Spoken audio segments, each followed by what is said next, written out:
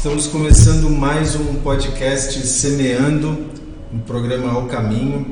Que a paz de Cristo esteja com todos vocês. Nessa noite nós estamos com mais um convidado aqui que é uma bênção de Deus, alguém que é carta viva, e eu tenho aprendido muito com essa vida, muito com o que Deus tem feito na vida dele. Nosso irmão Alex, mais conhecido como Irmão TG, na Grande Próspera, local onde a gente está gravando, aqui na Rua Acre, 248, Nossa Senhora da Salete, na Igreja Ministério Geração Eleita.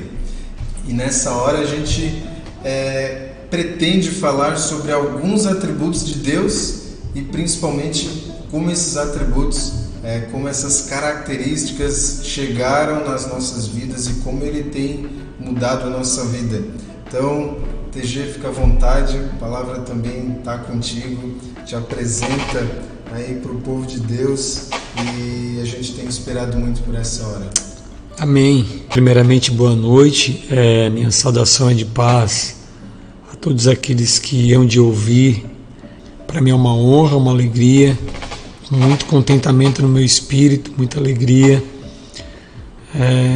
que eu hoje estou aqui juntamente com o Amer, a convite do meu amigo de alguns anos, para que a gente possa de uma forma impartir o nosso coração, repartir acerca de alguns princípios, valores, tesouros que Deus tem ao longo dos anos, dos dias, colocado no nosso coração de uma forma absoluta. Então estou muito feliz, espero que essa semente possa estar gerando fruto em cada coração que emprestar o seu coração, o seu tempo para estar conosco nesses minutos. Amém.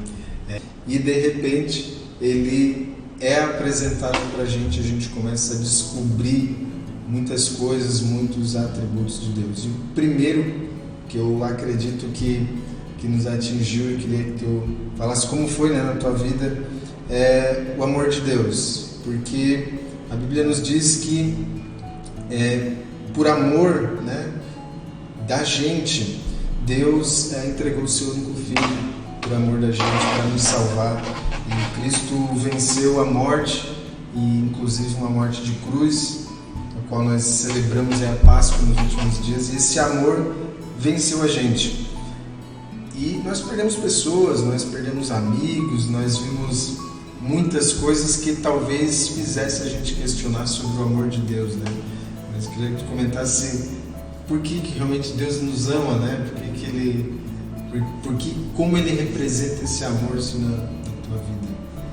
Então, Amer, é um assunto muito urgente, pungente, acerca das qualidades de Deus, falar dos atributos de Deus. É impressionante porque Deus, quando se trata das suas qualidades, existem qualidades comunicáveis que Ele comunica. Sim. A nós, existem atributos que são incomunicáveis, Que nunca vamos entender. Então, a questão é que as qualidades, os atributos comunicáveis veio ao nosso encontro, e mesmo sabendo da nossa condição de pecador, a gente disse sim. A gente disse sim ao chamado de Deus. Eu acho impressionante o texto de Gênesis, porque quando Deus descia no Éden para estar com Adão, e o propósito de Deus era apenas estar com Adão. Deus se sentia bem em estar com Adão. Havia prazer no coração de Deus em ter um tempo relacional com Adão. Nosso coração não subiu ao nosso coração, e o nosso intelecto humano não consegue mensurar a profundidade da pretensão desse relacionamento que Deus tinha com Adão. E era um relacionamento de cima para baixo, Só que quando Adão ele come do fruto, e Deus desce no Éden com um único propósito, era o que está com Adão. Só que é óbvio que Deus já sabia que Adão tinha comido do fruto, mas eu acho impressionante a pergunta de Deus quando Deus chega no Éden: Adão, aonde tu está? Deus não estava se tratando de um plano geográfico, Deus estava se tratando de um estado espiritual. Então a gente, antes de ser encontrado, a gente andava num estado espiritual. E um dia Deus nos achou, e na minha vida não foi diferente. Deus me encontrou aproximadamente 16 anos atrás, vivi uma vida, não conhecia Deus, e acho algo impressionante, porque Deus, ele usa da dor para revelar o seu amor, né? Sim. Existem áreas, né, Amer, que Deus usa da dor para revelar o seu amor. É um instrumento que a gente não quer, não quer que a gente seja ferido pela dor, que a gente seja atingido pela dor, mas eu vejo que é um instrumento de Deus para trabalhar na nossa vida. Eu acredito que o arado, ele rasga a terra não quer ser ferida, mas é necessário que ela passe pelo processo. Com a gente não foi diferente, comigo não foi diferente. Nós tínhamos uma vida, né? Nós vivíamos em uma sarjeta por escolhas que a gente fez, misturado com destruturas familiares, por falta de um acompanhamento paterno e materno na infância, na adolescência. Então ficou mais fácil fazer as escolhas, né? Sim, ficou mais fácil. Elas condicionam, né? Eu vejo que as circunstâncias condicionam a nossa escolha. Às vezes a gente acha que toma as escolhas com base simplesmente no que a gente é, ou no que é bom, ou no que nos disseram, mas a circunstância também nos empurra para algumas escolhas. É Sim. fácil para as pessoas dizer que fulano errou, fulano fez isso, eu não faria, mas ele não esteve na circunstância, Sim. ele não esteve na situação para dizer que não faria, né? Adão teve algumas circunstâncias que, depois de estar ali, depois que os seus olhos abriram para algumas coisas, ele entendeu que tinha um risco gigante. Talvez ele entendeu agora o risco da morte, o risco da consequência de Deus. Talvez agora a ciência do bem e do mal despertou nele algumas coisas que fez com que ele se escondesse. Eu acho interessante a pergunta de Deus: Adão, aonde tu está? Eu acho impressionante, porque esse é o primeiro chamado que Deus tem para com o homem na Bíblia.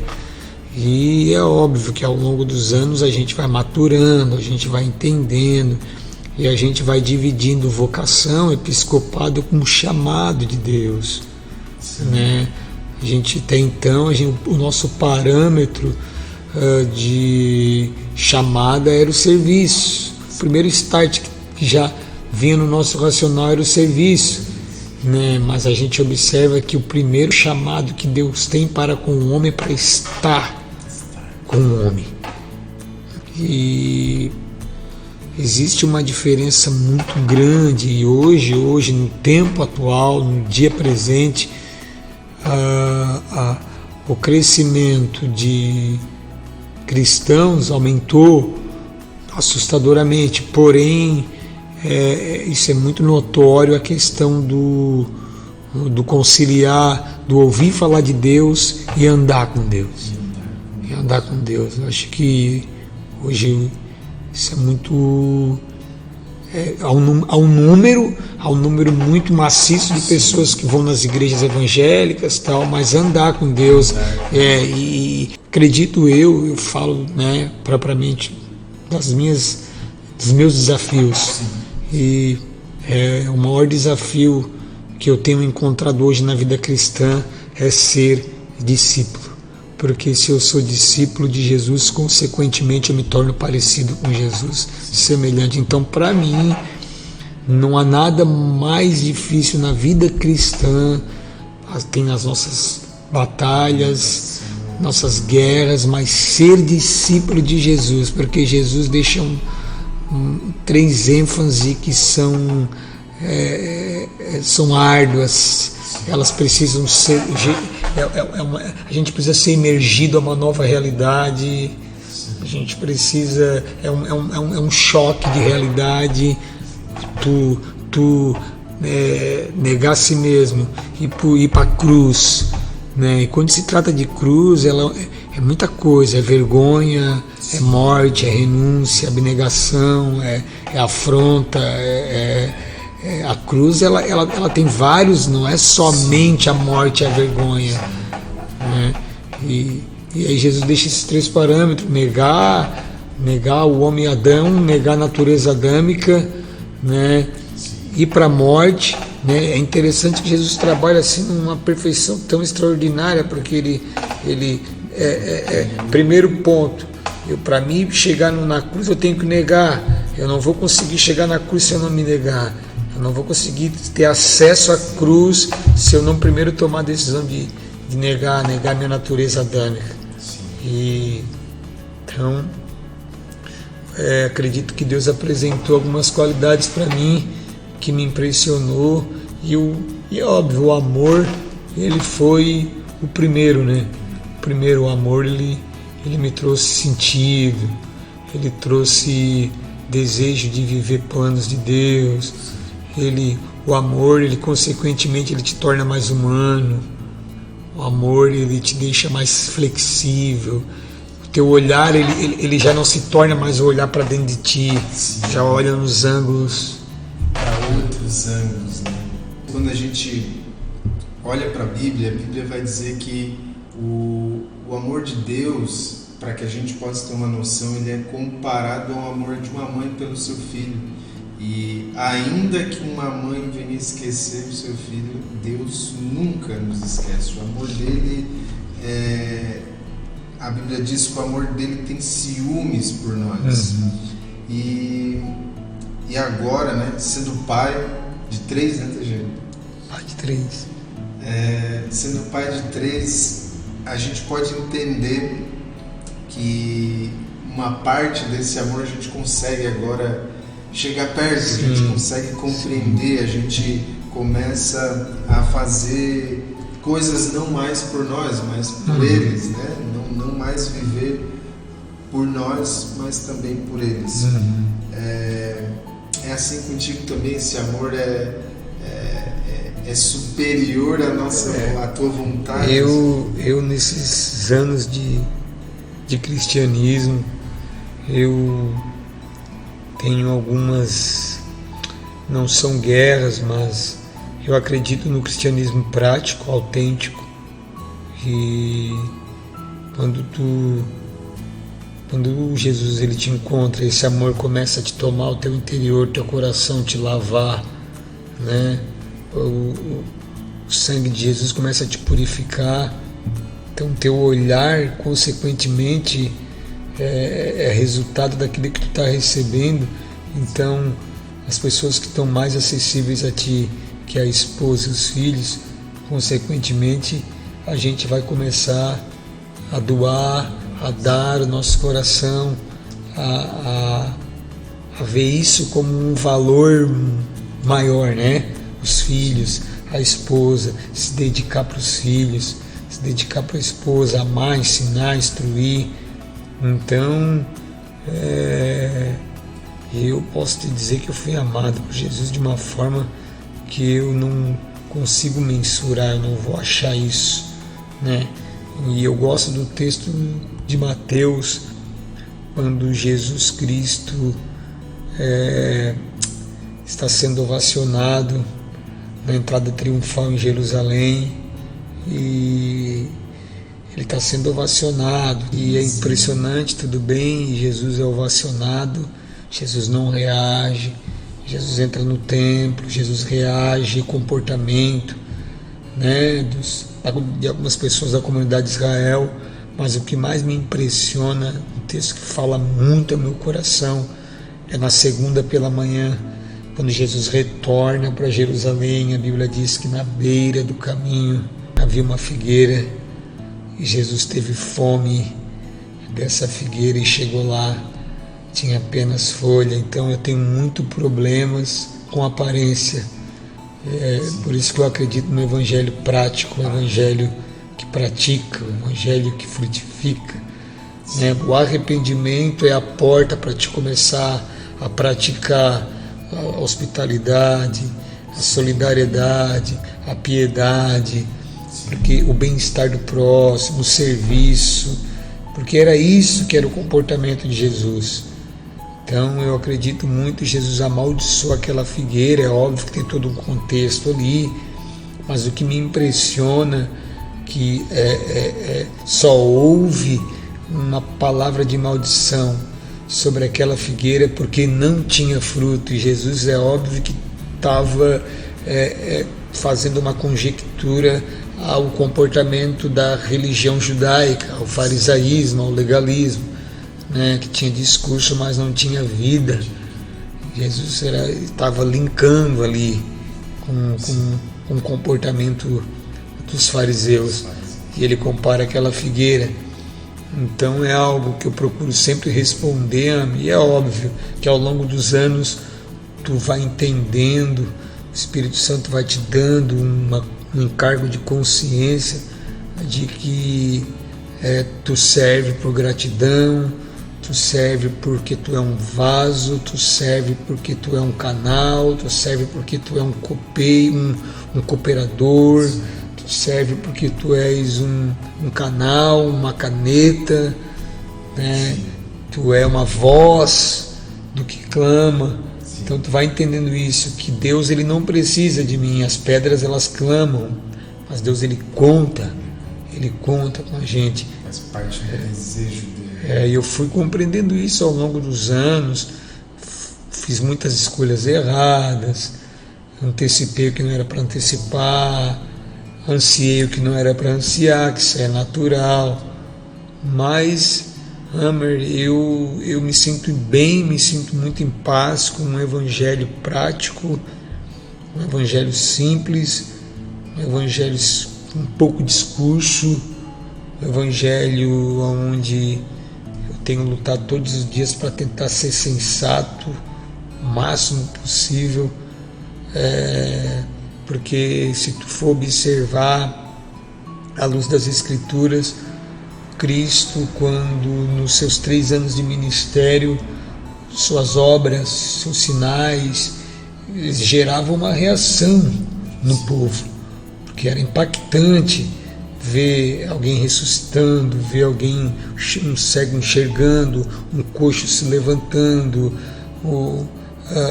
as águas agitadas e Deus gerar um milagre, o cego, enfim. Só que é impressionante que Jesus, ele quando isso gerava um impacto, em primeira hora já não via mais Jesus. Jesus sumia do ambiente. Quem fez? Quem foi? Quem foi o autor de si? Hoje é muito forte isso no meio evangélico, as pessoas querendo ser protagonista. Então, consequentemente, tu rouba a glória de Jesus sutilmente. Sim. Porque tu acaba assumindo uma posição que não é nossa. Eu gosto muito do quarto discípulo, André, eu me identifico muito com ele.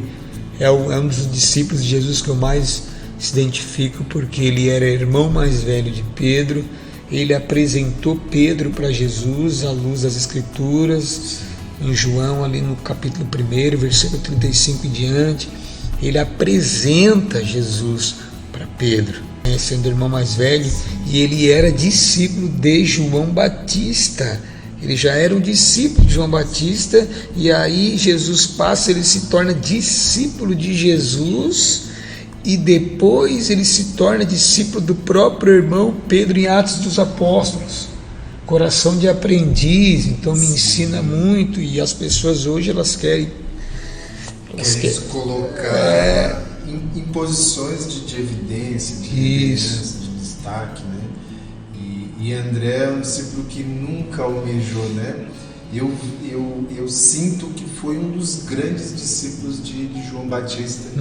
Foi um dos que nos ensinam a trazer Cristo para a cena e sumir da história. Entregar tudo para ele e sumir simplesmente da história. É o maior exemplo, é verdade. Então, nisso, né? eu me identifico muito, eu acredito muito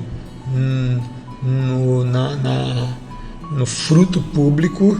O fruto se tornar público é o que vai gerar. Minha palavra não volta vazia. Esse é o propósito. Paulo pregou, Apolo regou, Deus dá o crescimento, lançou a semente. Eu acredito muito nisso, mas eu acredito num coração anônimo. Sim. E eu busco muito isso na minha vida, muito, muito. Deus sabe, eu galgo isso. Eu sou um cara que eu não sou muito repetitivo, repentino no que se tange a rede social. Isso é muito claro na minha vida. Não com uma questão de se tornar melhor do que as pessoas. É que eu me sinto, eu tenho paz quando eu não entro. Sim. Porque consequentemente, se isso se tornar um pouco repentino, eu vou reagir. Exato. Eu vou falar o que não deve, eu vou pensar o que não deve, Essa é uma das características admiráveis, né, que eu tenho por ti e louváveis, principalmente pelos dias de hoje, pelas situações, pelas experiências que tu já teve também de vida. Isso é admirável, não só de hoje, mas a gente fez de uma longa data. Sim. Até mesmo antes da nossa conversão. Tivemos um privilégio de congregar juntos, de dividir alguns momentos. Tu foi também, de fato, um João Batista também, em algumas etapas da nossa vida, nos ajudava, nos trasladava para a congregação. Então, é óbvio que... E essa simplicidade, ela, para mim, ela é um dos atributos de Cristo na tua vida. Amém. Então, eu acho isso admirável, sinceramente. E hoje em dia é difícil encontrar, né, pessoas assim. É realmente difícil. E quando eu penso nesse tema, eu vejo simplesmente isso. Isso é fruto de Cristo, né? Então, esse fruto do Espírito Santo, ele só pode ser apresentado se vier de Deus.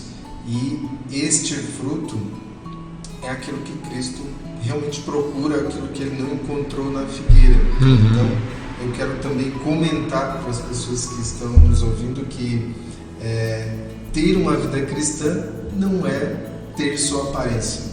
Quando nós conhecemos a Bíblia e quando nós conhecemos o termo eternidade, que é o segundo item que eu queria trazer aqui para a gente.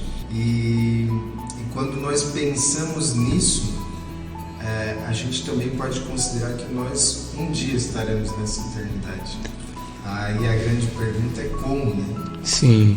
Muitas pessoas estão vivendo com base nas condições de hoje, no status de hoje, na aparência de hoje. Esquecem, né? Homer, é um assunto muito bem colocado por ti, assim, a respeito da eternidade, porque a Bíblia diz que o homem que tem expectativa e espera para esse plano é o mais miserável de todos os homens. Só que, Homer, eu costumo...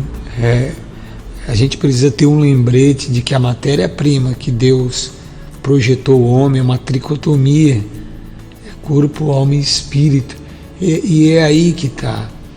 O problema é que a gente adquire muitas coisas na nossa alma, e essas coisas a gente engloba elas como se fosse de Deus, como se fosse o centro da vontade de Deus, e a nossa alma é perigosa. A nossa alma é perigosa. A Bíblia diz em Eclesiastes capítulo 3, ali versículo 11 ou 16, que Deus colocou a eternidade no coração do homem, o homem não compreendeu, porque a vaidade, ela te rouba dessa expectativa, desse olhar, dessa expectativa da eternidade. E aí eu acredito que eu só come de Deus o homem morto. Um homem vivo não come de Deus. É aí que está, porque é necessário nós termos compreensão no nosso espírito o que é morrer para a carne, para aí sim criar a expectativa da eternidade. Existe uma alta afirmação no coração das pessoas querendo se afirmar, e é impressionante que a rede social é uma terra sem lei, e ela rouba ela o que ela faz? Ela pega a nossa alma, né? Eu estava essa semana conversando com uma pessoa que é tão engraçado isso. Não que eu não vejo, eu vou ali no Instagram da minha esposa, tal, às vezes dou umas 4 dedadas, tal, e já deixo o celular. Não tem problema com isso, Amer, eu não tenho necessidade, eu não tenho nada. Faz parte da nossa vida. Mas é tão impressionante, Amer, que é assim, ó, as pessoas estão numa praia muito bonita, uma praia, e é válido, é óbvio, é legal, mas as pessoas estão numa praia e aí elas botam uma música de legenda, eu te vejo em tudo, então sabe porque tá Deus, mas quando tá passando um vale, quando tá sendo moído, quando está sendo tratado, quando Deus está trabalhando, quando Deus está porque Deus humilha. Existe essa dificuldade de aceitar a repreensão. Repreensão é canal para o amor de Deus, é o amor de Deus sendo aberto. Então é impressionante que daí as pessoas elas englobam um Deus da praia, mas o Deus do vale de ossos secos, que o próprio Espírito falou, e o Espírito do Senhor estava, é uma afirmação, estava no vale. Então o Espírito, ele está no vale, ele está no monte, ele está na praia, ele está na guerra, ele está no choro, está na tristeza, ele está nas perguntas, nas indagações humanas. As redes sociais, elas tornam Deus superficial porque mostram só uma fatia pequena. Sim. E talvez a menor do que ele é. Porque eu vejo que Paulo, quando entende esse trabalhar de Deus, ele diz: eu sei passar por todas as coisas. Eu sei ser rico, eu sei ser pobre, eu sei ter fartura, eu sei passar fome, eu sei estar num banquete, eu sei ganhar 20 mil reais por mês, eu sei ganhar 5, eu sei viver de favores, né? Isso as pessoas não entendem. Massificou, veio de uma forma assim, veio como uma bomba atômica, o evangelho cult. Ele veio como uma bomba muito forte, muito sutil e sistematizou hoje as nossas denominações. Os pastores não conseguem mais dar a volta por cima e trazer o vinde e voltemos ao Senhor, vinde e voltemos à simplicidade do Evangelho. A síndrome de Samuel é muito forte no nosso meio hoje, de escolher os filhos mais, sabe, e olhar para Davi. Ele não consegue mais ter a força e a autoridade para fazer os filhos voltarem a Deus. Eu vejo que esse é o tempo que muitas igrejas estão vivendo. Não conseguem mais fazer os filhos olharem para a santidade, olharem para as coisas de Deus e seguirem como Deus quer. Não tem mais força. Simplesmente a igreja segue como quer, faz como quer, mas eu vejo que Deus ainda tem seus remanescentes, ainda trabalha e faz com que isso fique perceptível para aqueles que ainda ouvem a sua palavra, para aqueles que ainda enxergam que Deus para cada geração Deus tem um povo de oração, né? Para cada geração Deus tem um povo guardado, separado. Tem 7.000, né? Tem 7.000, mas no que se tange à eternidade, isso de fato deve ser a nossa maior expectativa, né, Amer? E tratar da eternidade hoje não pode ser um clichê. Isso tem que ser repentino, repetitivo dos nossos púlpitos. Nós temos que encorajar as pessoas, porque, Amer, os discípulos de Jesus que foram constituídos apóstolos da igreja de Atos, eles viram Jesus subir. Sim. Eles viram Jesus subir. E aí Jesus responde: varões galileus, que estão com seus olhos atônitos, esse mesmo Jesus que subiu descerá e te resgatará e te levará para a cidade santa, para bodas do Cordeiro. Tá? Vou preparar um lugar. Aí a gente observa alguns exemplos extraordinários do que? Do comportamento, da conduta dos irmãos, na questão do que? Da comunhão e do repartir do pão. E a Bíblia diz que todos faziam isso unanimemente. Era unânime isso. Por quê? Porque eles ouviram do próprio Jesus. Por que nós vamos guardar? Por que nós vamos reter os céus? Por que nós não? Por que nós vamos? E hoje, Amer, infelizmente, as pessoas querem se deleitar e falta facilitador. Tem muita gente que tem mais que precisa e não reparte. Eu ouvi uma frase há muitos anos que aquilo me impactou. Deus, ele não prospera ninguém materialmente para que a pessoa tenha o intuito de construir torre. O propósito de um cristão, que se diz cristão, que tem a marca da promessa, que é filho de Deus, o primeiro propósito, quando Deus abre as torneiras dos céus, no que se tange a prosperidade material, é para construir altar. Não é para construir torre, é altar. Só que nós somos o quê? Corpo, alma e espírito. Tem muita coisa que a gente faz o quê? A gente coloca no guarda-roupa da alma. E aí a gente tem que entender que Deus, ele é muito claro. Deus, ele é o quê? Espírito. Deus é espírito, o próprio Cristo. Deus é espírito, mulher. E importa que os adoradores adoram o Espírito e verdade. Então é só no Espírito que eu vou entrar nesse lugar, é só no Espírito que eu vou mergulhar em alguns lugares que eu não vou reter os céus. E essa é a questão, é aí que está, porque aí hoje tem uma salada de alma com Espírito. Tem muita coisa que é da alma e as pessoas estão dizendo que é o Espírito que está falando, está movendo. Isso é muito forte no nosso meio hoje, em alguns movimentos. A gente aprendeu o que sobre avivamento? Que era movimento. Depois, ao longo dos anos, que a gente aprendeu que avivamento é chorar entre o altar e o alpendre. Se dobrar diante do altar da presença para que esse arrependimento gere fruto nas pessoas. Era isso que Deus estava falando para Joel. Joel, chama os ministros para chorar entre o alpendre e o altar. O alpendre era uma área e ele ia dividir depois a sua lágrima de arrependimento para que Deus viesse gerar algo.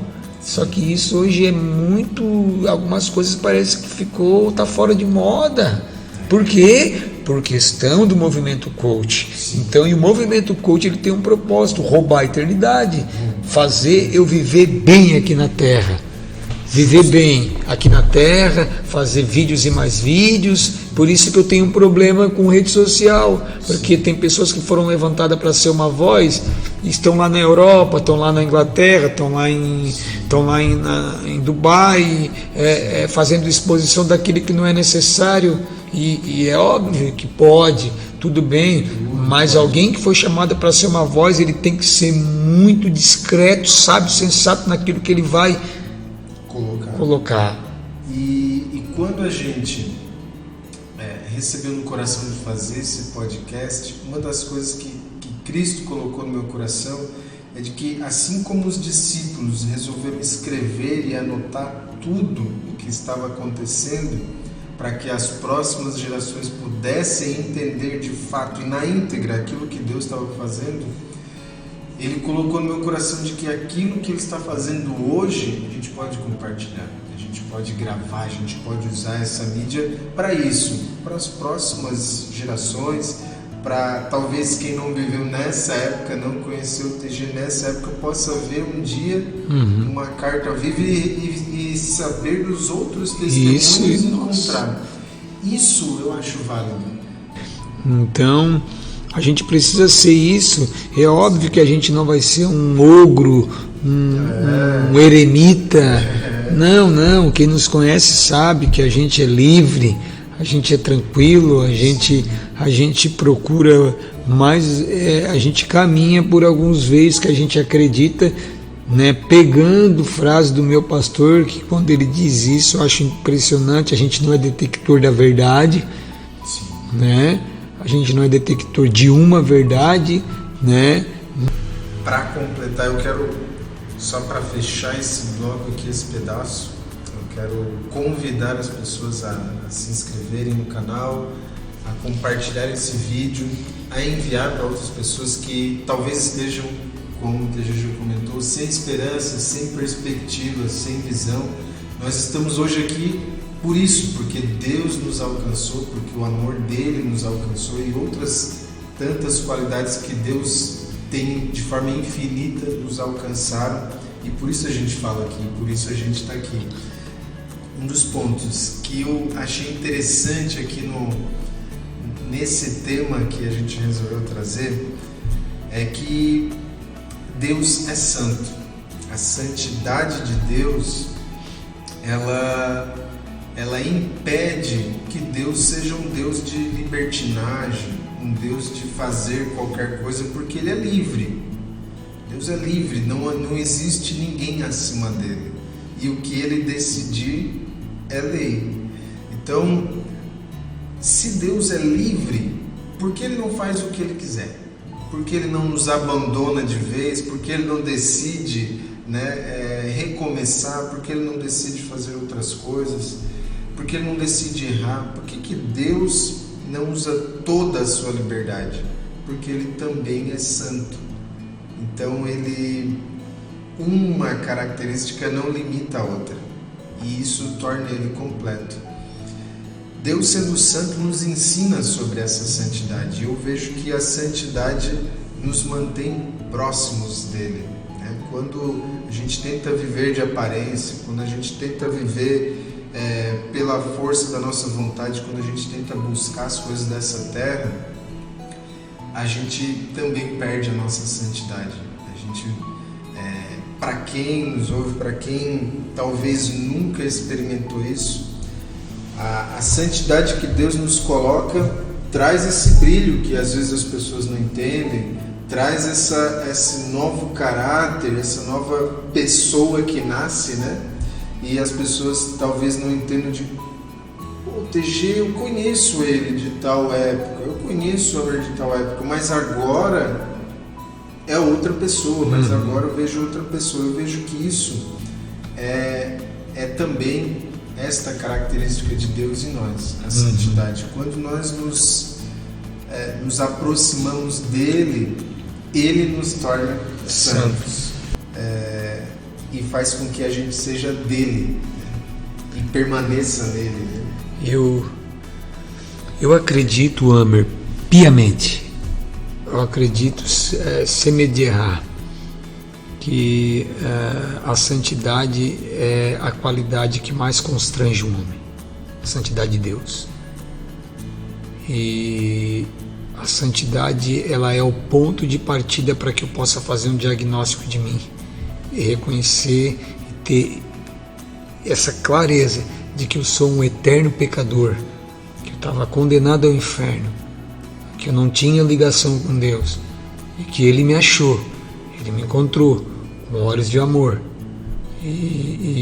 Só que eu só vou ser tocado por Deus quando eu reconhecer, quando eu me deparar com essa santidade, quando essa santidade constranger a ponto de eu olhar para dentro de mim e realmente, meu Deus, eu sou pobre, cego, nu, miserável. Eu posso ter algumas partituras de integridade, eu posso ser honesto, eu posso ter caráter, eu posso ter hombridade, eu posso, enfim, tudo bem. Agora, se eu não ter essa consciência de que eu sou pecador, não há um justo que faça o bem e não peque. Não tem como. O meu caráter, a minha hombridade anula se eu não olhar para dentro de mim e não ter consciência. E eu acho impressionante porque Deus se revelou santo a Isaías, que contemplou Deus em visão, e quando ele contempla Deus, o Deus santo, assentado no alto sublime trono, e ali as qualidades de um Deus santo começou a se evaporar. Isaías começou a enxergar com os próprios olhos em visão, que Deus deu essa liberdade para ele. Quando Isaías ele olha para Deus santo, qual é a reação dele? Ai de mim. Ele se apavorou. Ai de mim, estou perdido. Ele teve um encargo de consciência. Isso foi fato claro, isso foi uma afirmação. Isso nada, não teve porém, não teve controvérsia, não teve o mas, não. Ai de mim. O ai de mim fez com que Deus agora o tocasse de forma que ele reconhecesse que ele era um pecador e que ele era um homem santo, separado. E só responde o eis-me aqui, um homem santo e separado. Um homem que não é santo e separado, ele trabalha para Deus, não com Deus. Isaías, quando a brasa viva tocou o coração de Isaías, tocou os lábios de Isaías, e aí Deus sabia já o que estava fazendo, tocou os lábios dele. Agora ele é um homem puro, separado, preparado. Ele foi agora, o episcopado está preparado, e aí Deus testa ele. Isaías, quem há de ir por nós? Ele já tocado, separado, santificado, entendendo, sóbrio, entendendo que foi um pecado, que ele era um pecador diante de um grande e eterno Salvador. Ele disse: Senhor, envia-me a mim. O envia-me a mim é para homens santos e separados. Um homem que não entendeu que ele é santo e separado, ele vai dizer: Deus, envia o TG, envia o Amer, isso não é para mim, isso não é para mim, isso é para o pastor, isso é para o fulano, isso é para o missionário, é para o emissário, enfim, é para o evangelista, isso não é para mim. Por quê? Porque ele ainda não se deixou ser tocado pelo fogo que consome e purifica o homem e torna ele santo, separado, mano. Então não adianta. Fora disso, mano, as pessoas não vão entender que eu sou santo e separado. Eu não estou falando aqui nessa noite de mazelas, de fraquezas, de falhas. Isaías, ele não ficou, ele era homem, então ele tinha seus erros, ele pecou, ele continuou sendo pecador, porém ele agora estava no estado de um homem santo, separado. Isso já estava, esse selo já estava no coração dele. Então ele sabia: agora eu pertenço a um Deus que é santo. Então, consequentemente, a minha vida se torna santa. E não é o santo o santo comportamental, porque tem as pessoas que falam de um santo comportamental, acho que uma roupa, acho que uma postura é um homem santo. Não, o homem santo é aquele que foi tocado por Deus e reconhece que ele é um pecador, pobre, cego, nu, miserável, e que toda manhã quando ele se acorda, o versículo de Lamentações de Jeremias capítulo 3, versículo 3 diz assim, para ele no espírito dele: as misericórdias do Senhor são as causas de eu não ser consumido. Eu acho impressionante Paulo escrevendo aos Filipenses, no capítulo 4, lá no final, quando Paulo vai dar suas saudações aos santos, ele diz assim: saudo principalmente os santos da casa de César, que era uma casa extremamente maligna, maléfica, homens maus, que se converteram, alguns da casa de César que se converteram, e Paulo agora está tratando eles como santo. Por quê? Porque eles eram maus, mas eles reconheceram que eles eram maus e eles foram tocados pelo fogo do Espírito. Então é isso, mano. É essa santidade que a gente tem que buscar. Porque assim, Moisés foi um homem santo e ele bateu na rocha. Davi foi um homem santo. Ele pecou contra Deus. E entre outros, e muitos que foram homens santos que Deus separou para tal propósito, e eles também tiveram suas mazelas. E aí que é a questão. Se nós trazer isso no nosso coração e achar que santo está traduzido em algumas formas. Santo e separado não pode ser comparado aqui com o perfeito. Muitos, talvez, alguém que esteja nos ouvindo, alguém que está aí nos assistindo, o santo não é o homem perfeito. O que muitas culturas, muitas religiões têm talvez colocado, né, na cabeça das pessoas e feito com que as pessoas deixem de entender o verdadeiro santo. O santo é aquele tocado por Deus, separado por Ele, com um propósito firme de seguir. Esse é o santo. O santo não é. Santo é peregrino, santo é forasteiro. O santo, existe uma palavra para o santo que é uma das palavras mais profundas da Bíblia: homens do qual o mundo não era digno. Esses são os santos. Eles eram homens do céu. Os santos são homens do céu, não são homens da terra. Eles não são parecidos com a terra. São parecidos com o céu. Então parece algo muito difícil, parece algo que, meu Deus, que espanta a gente, mas são realidades do reino, e se a gente não crer nisso, não acreditar, não deixar que isso se materialize dentro de nós, então só se torna discurso, né? Então é isso, meu irmão.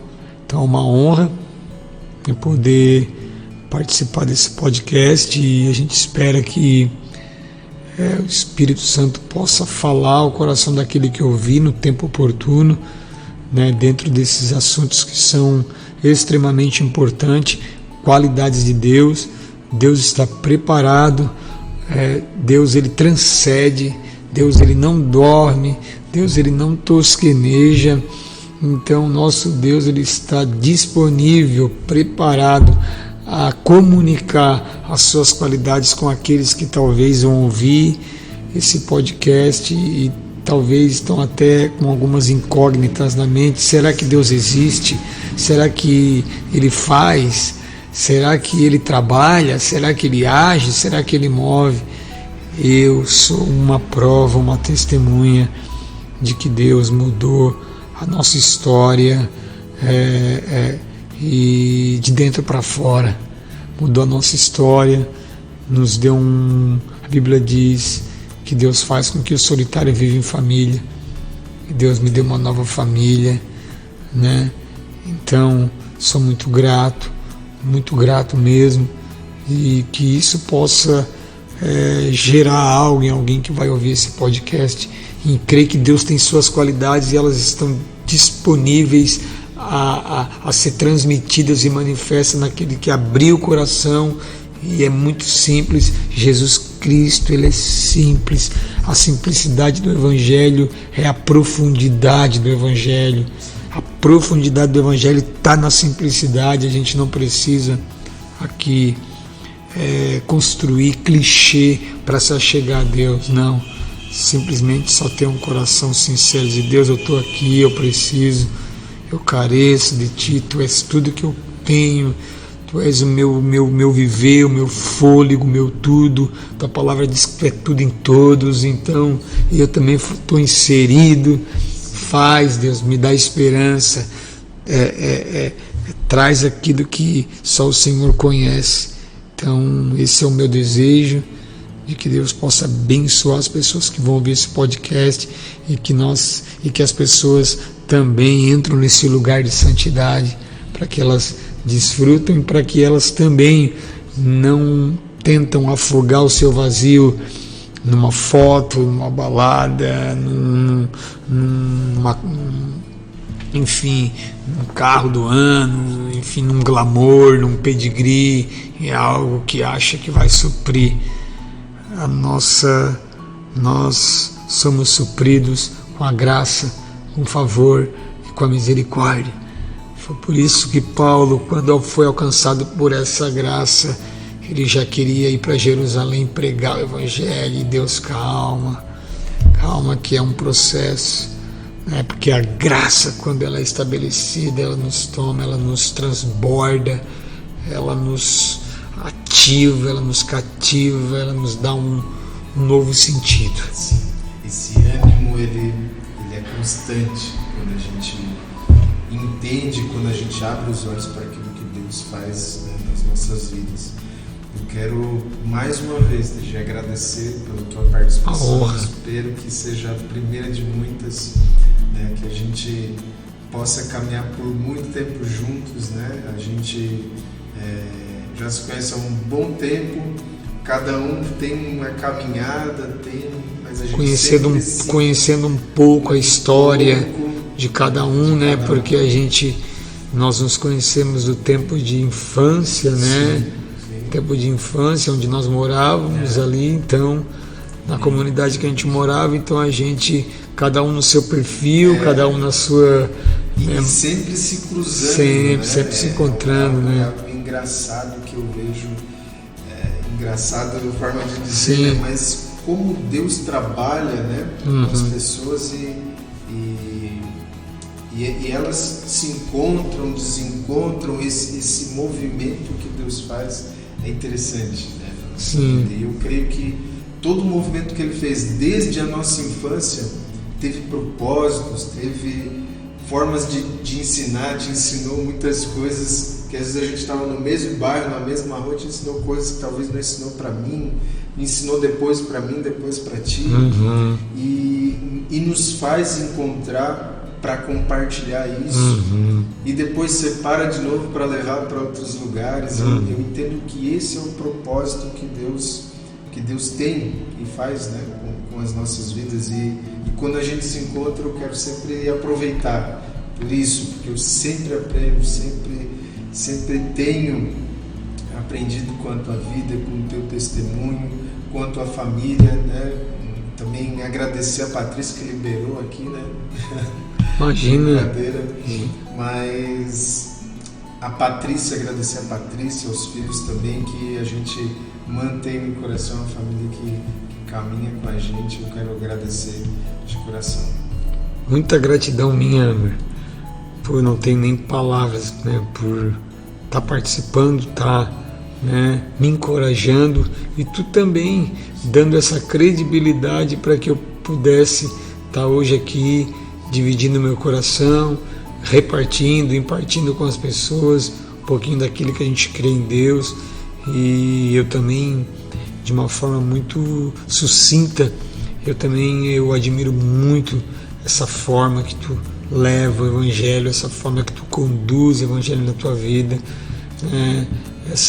Esses dons que Deus tem estabelecido dentro de ti, e tu tendo essa compreensão que esses dons, eles não são dons que possam ser guardados, mas eles são tirados do bolso para que tu possa contribuir, né? E graças a Deus tu tens esse DNA de servo, né? Isso desde o tempo que a gente congregou junto. Isso sempre foi um homem ativo a servir, e é poucos, né? E eu admiro muito, muito, apesar de nós não estarmos muito todo dia junto, mas nós sabemos que a gente está trabalhando para que ele venha, cada um na sua partitura, cada um, né? E também deixo um abraço para tua esposa, a Ângela, teus filhos, né? Que é uma família adorável, uma família simples e que tem desfrutado da riqueza do reino, que isso é o mais importante, desfrutar das riquezas do reino, né? Que não tem preço, que é a esposa aos pés da mesa, os filhos aos pés da mesa, o pão na mesa, sabe? Eu acho que isso não tem preço, né? Então a gente só pede para o Senhor para que a gente tema Ele, né? É só isso, porque o homem que teme o Senhor, aí pronto, ele temeu o Senhor, a esposa é uma oliveira, os filhos são uma figueira, né? E cada um, todos eles vêm acoplado, né? Preenchendo, trazendo todo sentido. Nesse respeito que a gente busca ter em Deus. Eu sei que tu tem isso, eu tenho buscado isso na minha vida. Estou com 42 anos. Hoje eu sou um cara que eu não gosto muito de sair.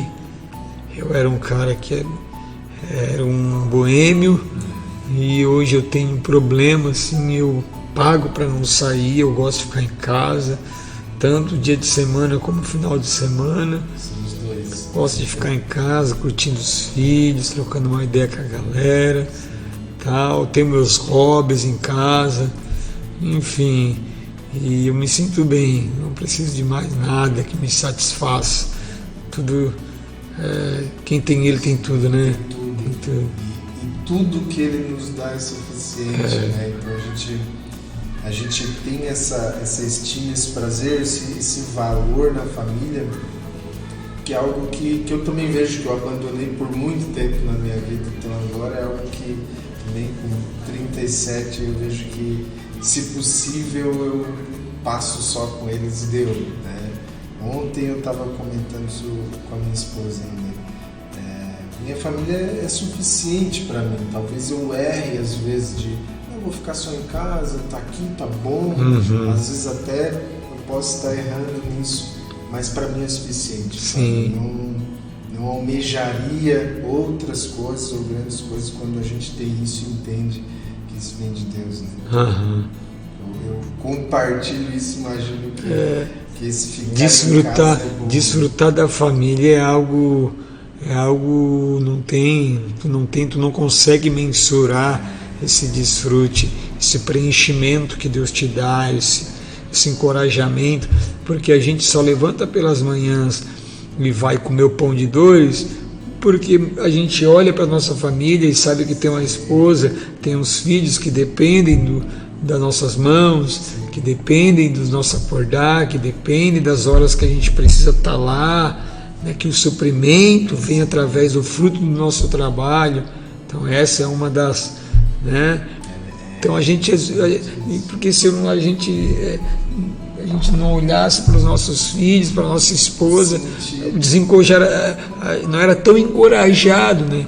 Então uma das formas da gente se encorajar, se acordar de manhã, é saber, não, minha esposa, meus filhos, e não tem nada mais prazeroso, nada mais satisfatório do que tu chegar em casa, dar um presente para a esposa, tu dar um recurso para tua filha, para o teu filho dar um presente, saber que isso gera neles. Sim. Gera neles. Isso gera neles. Eu costumo dizer, para encerrar, mas senão a gente vai embora aqui. Só para nós encerrar, é algo que eu hoje eu tenho isso no meu coração. Mas assim, existem coisas, valores que até a gente almeja, coisas que a gente almeja em Deus, que a gente não vai colher, talvez, né? Mas a gente tem a gente tem a fé, a gente crê que os nossos filhos vão colher. Sim.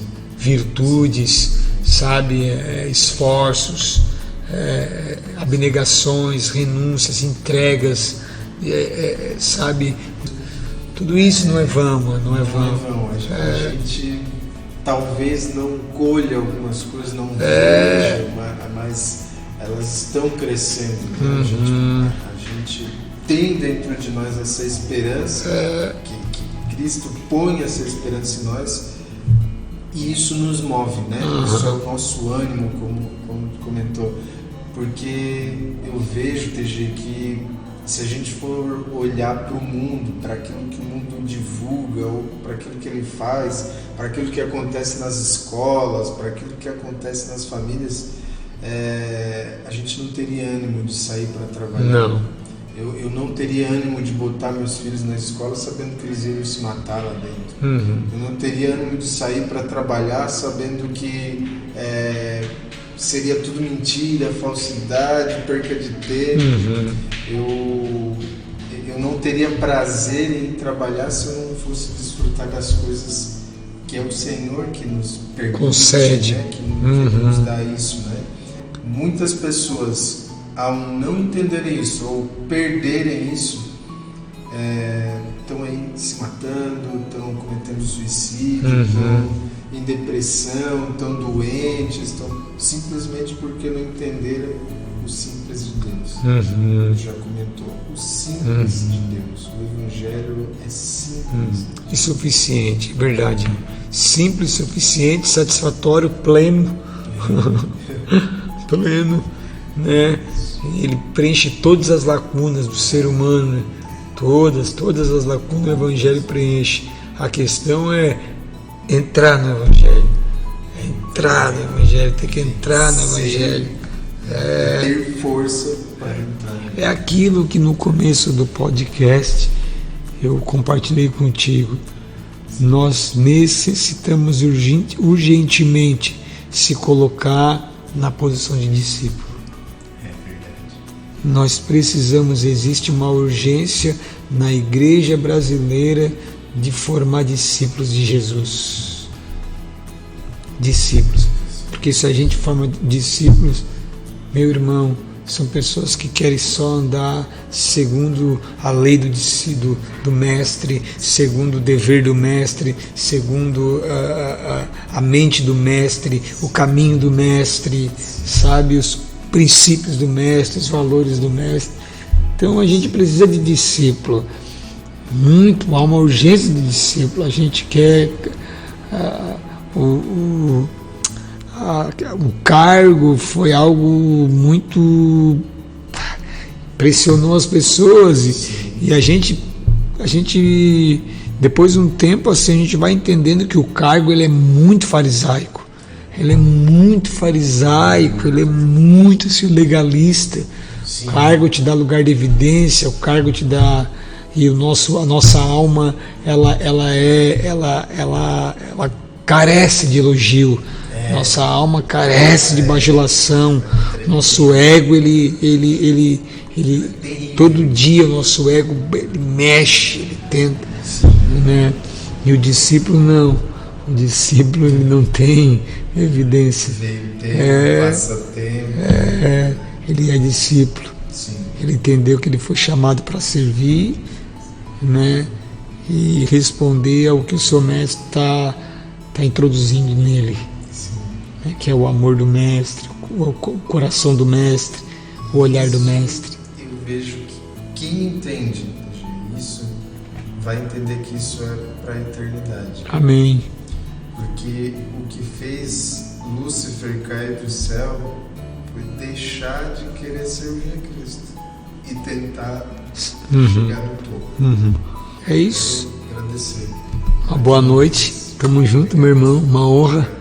Deus abençoe a todos aí e que essa semente possa frutificar no coração dos nossos irmãos e nós ouvir os testemunhos e nos alegrarmos com os testemunhos, porque isso nos dá motivação para a caminhada. Testemunho é tudo. Então quero, para fechar aqui, deixe os comentários, se inscrevam no canal, participem dos cultos. A aqui na Igreja Ministério Geração Eleita, quinta-feira e domingos. Rua Acre 248, aqui no bairro Nossa Senhora da Salete, na Próspera.